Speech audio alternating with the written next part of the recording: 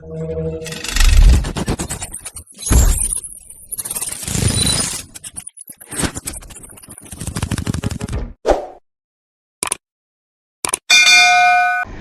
Guys, welcome to my channel ML learnings. So आज हम लोग नंबर सिस्टम का लेक्चर 5 में आ चुके हैं। लेक्चर 5 में मैंने जो टॉपिक लिया है वो है एचसीएफ ऑफ ए नंबर। तो सबसे पहले हम लोग बात करेंगे एचसीएफ का डेफिनेशन के बारे में। यहाँ पे मैंने 3 टर्म लिखा है। यहाँ पे क्या क्या एचसीएफ, जीसीडी एंड जीसीएम, ये सब क्या है मैथमेटिकली सिनोनिम्स है। जहाँ पे एचसीएफ का मतलब क्या है हाईएस्ट कॉमन फैक्टर, जीसीडी का मतलब क्या है greatest common divisor and GCM का मतलब क्या है ग्रेटेस्ट कॉमन मेजर। इन तीनों का नाम अलग अलग होने से भी कोई फर्क नहीं पड़ता, क्योंकि मैथमेटिकली इन तीनों को एक ही इंटेंशन के लिए यूज किया जाता है। तो डेफिनेशन के हिसाब से एचसीएफ को कैसे डिफाइन कर सकते हैं? एचसीएफ ऑफ सम नंबर जैसे कि ABC can be define as the greatest common factor और number that divides the number ABC completely. इसका मतलब क्या है कि सपोज ए बी सी हम लोगों के पास 3 नंबर है। इन तीनों नंबर को डिवाइड करने वाला सबसे बड़ा जो नंबर रहेगा या फैक्टर रहेगा वही होगा क्या एचसीएफ ऑफ दिस 3 नंबर। ठीक है, तो अब हम एचसीएफ को निकालने का मेथड्स के बारे में बात करेंगे कि क्या क्या मेथड्स है जिसके थ्रू से हम लोग एचसीएफ निकाल पाएंगे। तो सबसे पहले जो मेथड आते हैं वो क्या है फैक्टराइजेशन मेथड।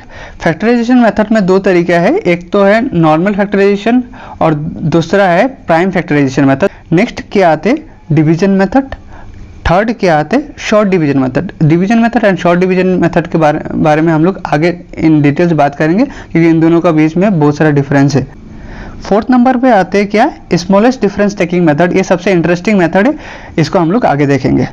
तो चलिए चलते हैं हम लोग पहला कैटेगरी के बारे में बात करते हैं जो है factorisation method.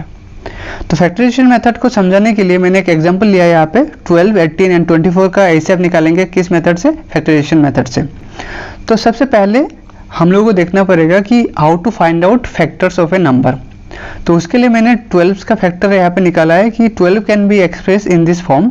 12 can be written as 1 into 12, 2 into 6 and 3 into 4। तो अब हम लोगों को फैक्टर्स को कलेक्ट करने के लिए top to bottom and bottom to top देखना पड़ेगा, जैसे कि मैंने यहाँ पे एरो मार्क के थ्रू से समझाया कि यहाँ पे 12 का फैक्टर्स में क्या क्या आता है 1, 2, 3, next bottom to top 4, 6, 12। In the similar way you can find out the factors for 18 and 24। तो यहाँ पे मैंने मेंशन किया है कि 12 का फैक्टर्स क्या क्या है, 18 एंड 24 का फैक्टर्स क्या क्या है, और फाइनली मुझे कॉमन फैक्टर्स क्या क्या मिला है यहाँ पे 1, 2, 3 एंड 6 बिटवीन 12, 18 एंड 24। मतलब 12, 18 एंड 24 के बीच में मुझे क्या क्या कॉमन फैक्टर्स मिला है 1, 2, 3 एंड 6। तो इन फैक्टर्स में से सबसे लार्जेस्ट फैक्टर क्या है 6। That is why HCF of 12, 18 and 24 is equal to 6। तो इन दिस वे हम लोग फैक्टराइजेशन मेथड के थ्रू से कोई भी एग्जांपल्स का हम लोग एचसीएफ निकाल पाएंगे।